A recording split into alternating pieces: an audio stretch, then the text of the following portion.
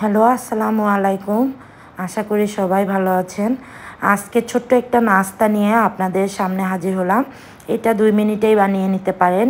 খুবই মজাদার বাচ্চাদের জন্য টিফিনে কিংবা সকালবেলা নাস্তায় কিংবা বিকেলবেলা নাস্তায়ও দিতে পারেন।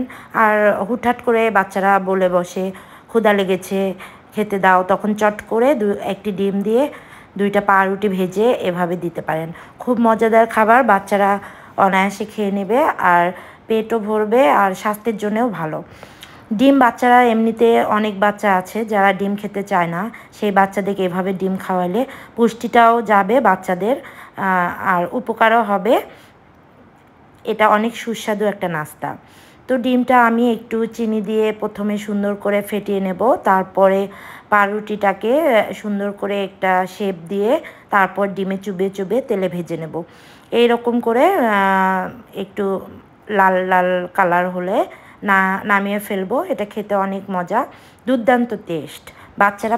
বাচ্চারাই এই খাবারটা পছন্দ করবে। আমার বাচ্চা তো খুব পছন্দ করে। এভাবে বানিয়ে দিয়ে দেখবেন বাচ্চারা চেটেপুটে খেয়ে ফেলবে। এরকম করে করে সব আবার পুড়িয়ে ফেলবেন না, পুড়িয়ে ফেললে কিন্তু একটা গন্ধ হবে, তখন বাচ্চারা আর খেতে চাইবে না। এর সাথে একটু দুধ মিশিয়ে দিলে পুষ্টিটা আরও বেশি যায়, হেলদি হয় খাবারটা।